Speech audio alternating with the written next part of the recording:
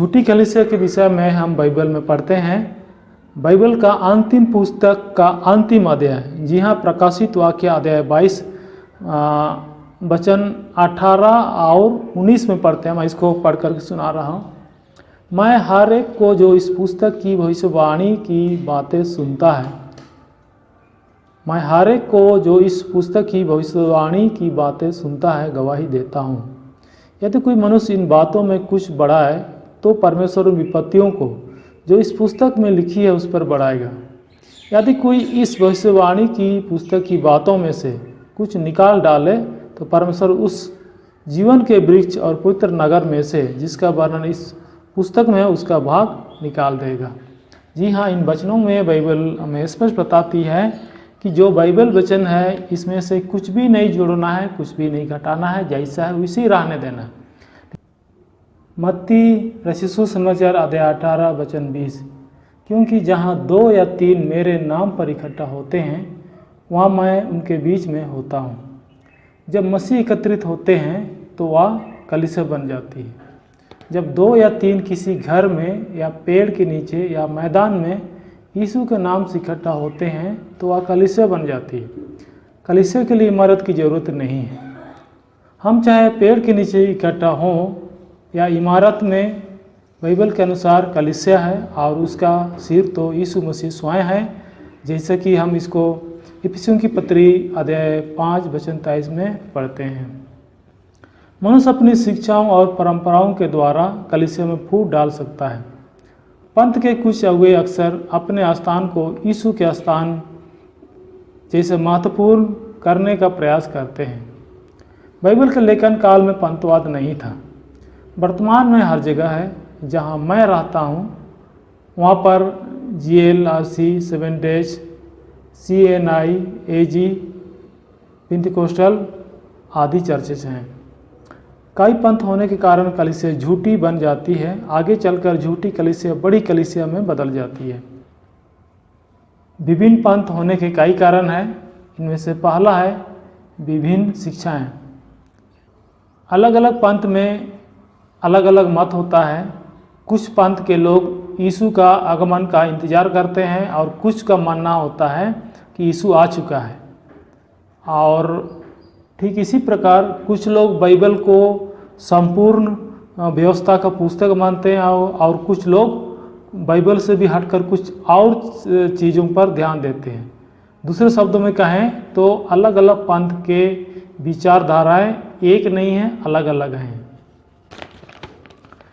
दूसरा है आराधना के प्रकार।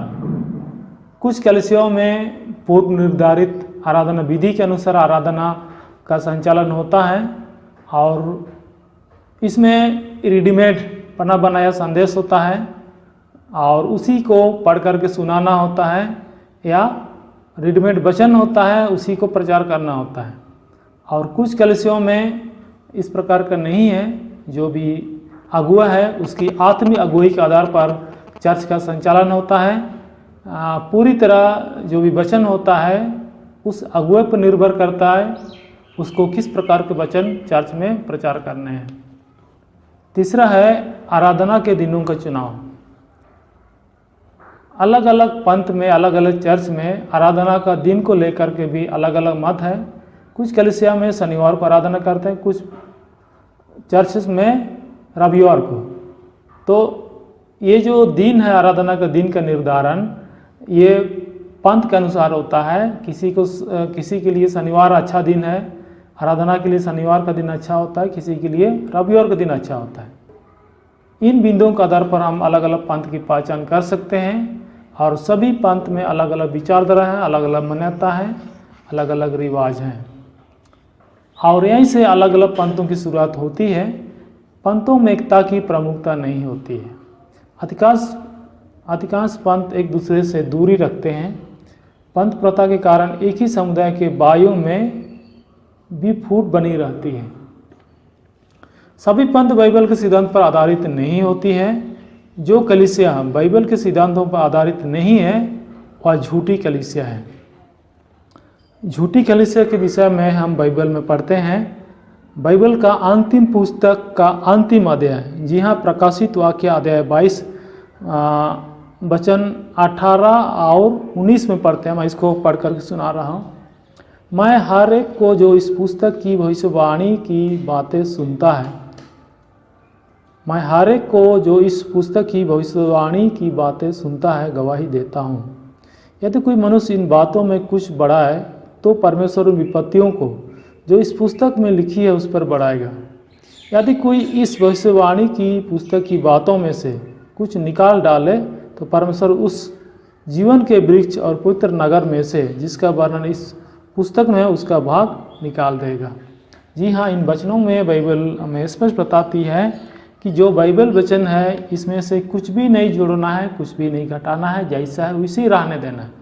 लेकिन वर्तमान में कुछ कलीसियाओं में काफ़ी फेर बदल होता है, कुछ नए चीज़ों को जोड़ के चलते हैं और कुछ को घटा देते हैं जो कि बाइबल के बिल्कुल खिलाफ में है। और ये जो वचन हमने पढ़ा ये बाइबल के अंतिम पुस्तक का प्रकाशित वाक्य का अंतिम अध्याय का लगभग अंतिम वचन है। वर्तमान में बहुत सारे प्रोफेट या भविष्यवक्ता हैं जो भविष्यवाणी करते हैं। अगर भविष्यवक्ता 10 भविष्यवाणी करते हैं और उनमें से एक पूरा नहीं होता है तो लोग उसको प्रोफेट या भविष्यवक्ता मानने लग जाते हैं।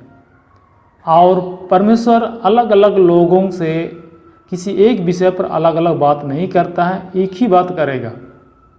और भविष्यवाणी के बारे में विस्तार से समझने के लिए हम व्यवस्था विवरण की पुस्तक में जाएंगे, उसको पढ़ लेते हैं। उसके बाद बात पूरी तरह से स्पष्ट हो जाएगा कि भविष्यवाणी के बारे में बाइबल का क्या कहना है। हम पढ़ेंगे व्यवस्था विवरण की पुस्तक अध्याय 18 वचन 22।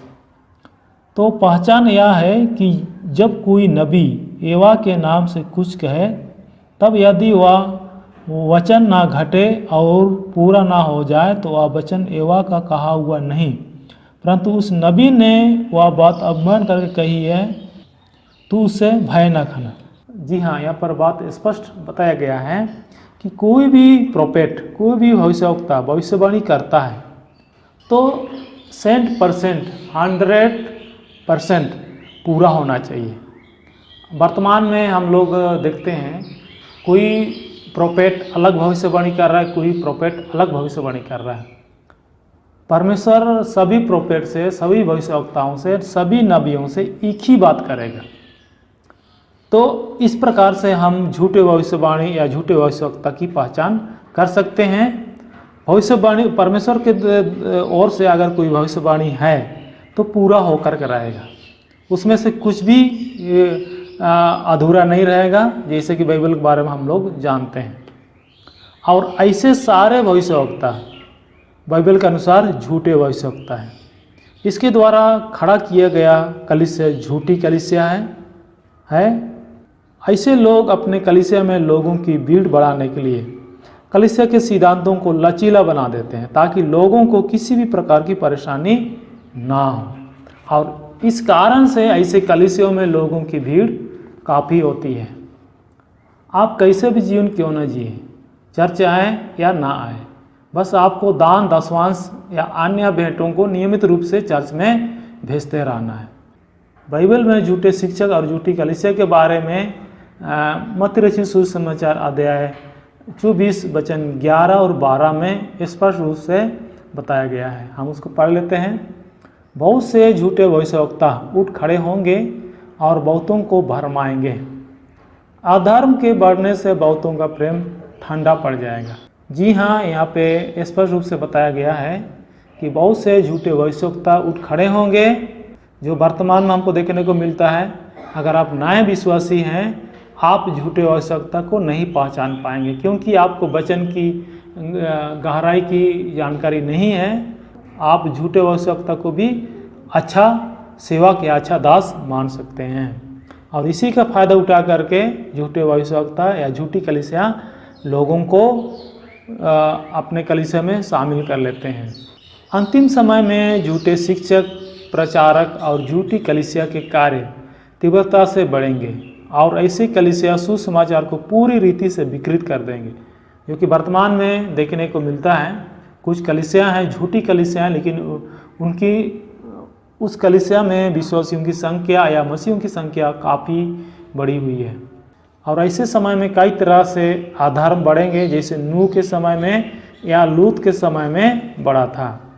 आइए अंत में हम झूठे शिक्षक या भविष्यवक्ताओं के लिए बाइबल क्या बताती है इस बारे में हम पढ़ते हैं। हम पढ़ेंगे दूसरा पत्रस उसका अध्याय 2 और वचन 1 से लेकर के 3 तक। जिस प्रकार उन लोगों में झूठे भविष्यवक्ता थे, उसी प्रकार तुम में भी झूठे उपदेशक होंगे, जो नाश करने वाले पाखंड का उद्घाटन छिप छिप कर करेंगे और उस स्वामी का जिसने उन्हें मोल लिया है इनकार करेंगे और अपने आप को शीघ्र विनाश में डाल देंगे। बहुत से उनके समान लूचपन करेंगे, जिनके कारण सत्य के मार्ग की निंदा की जाएगी। और लोभ के लिए बातें गढ़कर तुम्हें अपने लाभ का कारण बनाएंगे और दंड की आज्ञा उन पर पहले से हो चुकी है, उसके आने में कुछ भी देर नहीं और उनका विनाश ऊँघता नहीं। जी हाँ, ऐसे झूठे शिक्षक, झूठे भविष्यवक्ता की सज़ा पहले से पक्की है और आपके लिए भी ऐसे शिक्षक भविष्यवक्ता नरक का टिकट को कंफर्म कर रहे हैं। और उस स्वामी का जिसने उन्हें मोल लिए इनकार करेंगे, अर्थात यहाँ पर यीशु मसीह का इनकार करेंगे। बहुत सारे कलीसिया यीशु मसीह को नहीं मानते हैं, किसी दूसरे को मानते हैं, तो ऐसे लोग झूठे शिक्षक कहलाएंगे और वे अपने द्वारा बनाए गए सिद्धांतों पर चलते हैं। बाइबल के सिद्धांतों से भी अलग सिद्धांत बना लिए हैं, उसके अनुसार चलते हैं, बाइबल को पूरी तरह से नहीं मानते हैं। और ऐसे लोग, ऐसे झूठे शिक्षक या झूठी कलीसिया ऐसी ऐसी बातों को सिखाएंगे जिससे उनका लाभ होता है, हमारा कुछ लाभ नहीं होता है और उनका लाभ होता है। और उनके बारे में बाइबल हमें बताती है और जो दंड किया गया उन पर पहले से हो चुकी है, उनके आने में कुछ भी देर नहीं और उनका विनाश ऊँघता नहीं है। तो अगर आप ऐसे कलीसिया में जाएंगे, ऐसे सेवकों के यहाँ जाएंगे, तो आपके लिए नरक का टिकट कंफर्म है। बाइबल हमें इस प्रकार से बताती है। इसलिए आप कोई भी चर्च में जाते हैं, कोई भी कलीसिया में जाते हैं, आपको परख लेना है अच्छी तरह से कि जो कलीसिया में आप जा रहे हैं वह कलीसिया सच्ची कलीसिया है, बाइबल के सिद्धांतों पर आधारित कलीसिया है कि झूठी कलीसिया है। झूठी कलीसिया में जाकर आप अपना समय और अपना धन को बर्बाद करेंगे, आप अपने को बर्बाद करेंगे